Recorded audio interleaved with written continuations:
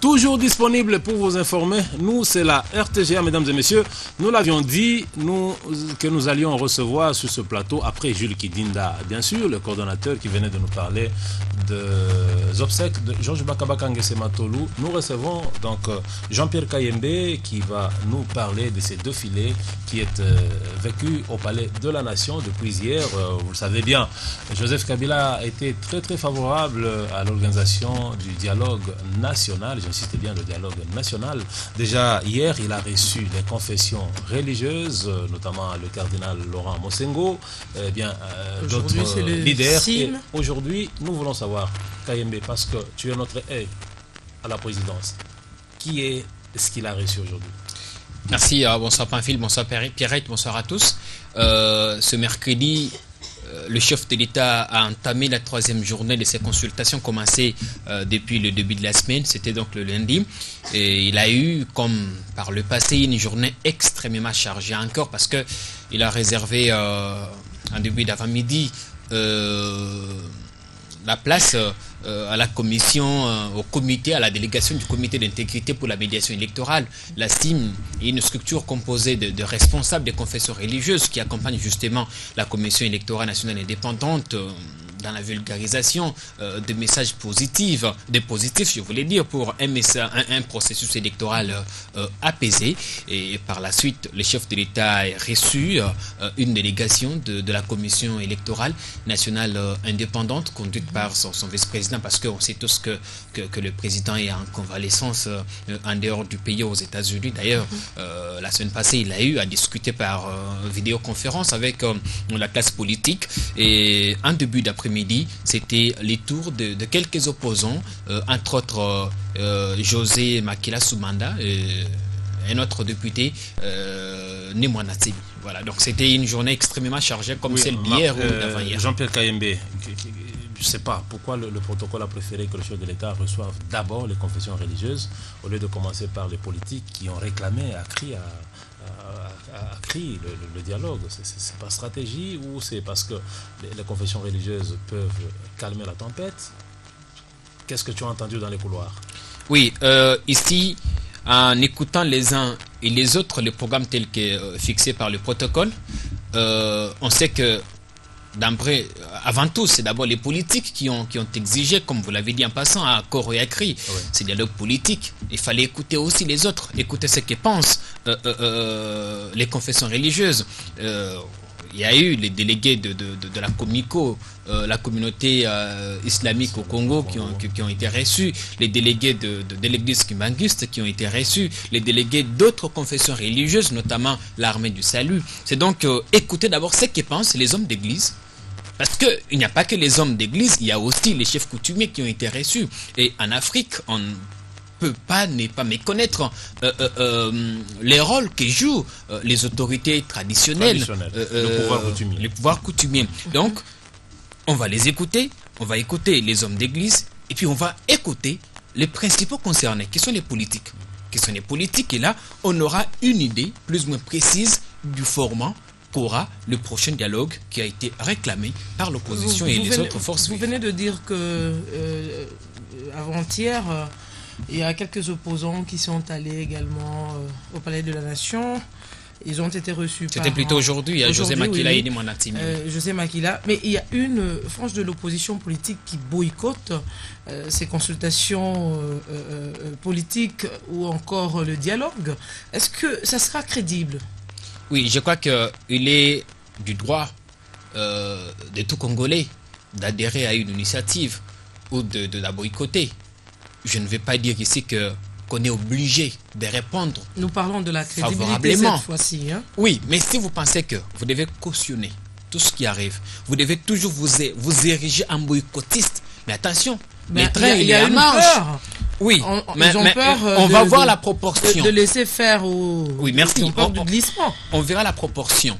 La proportion ici, c'est que combien sont favorables, combien se retrouvent dans les camps de boycottistes. L'UDPS qui a expérimenté plusieurs fois des effets dévastateurs de sa vieille politique de boycott a compris les jeux. c'est fondu dans les moules. Il est favorable si seulement si la communauté internationale joue la médiation. Je ne pense pas. C'est vrai que quand on demande, on veut qu'on aille au dialogue, on s'inscrit dans l'esprit et la lettre de certaines résolutions, de certains accords qui ont été signés, auxquels notre pays a ratifié, notamment le célèbre accord cadre, encore la résolution 2098.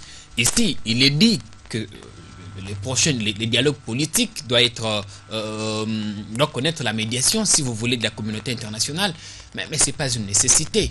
Quand en famille, on se met autour d'une table, on parle de nos problèmes, les problèmes des fils et filles du Congo.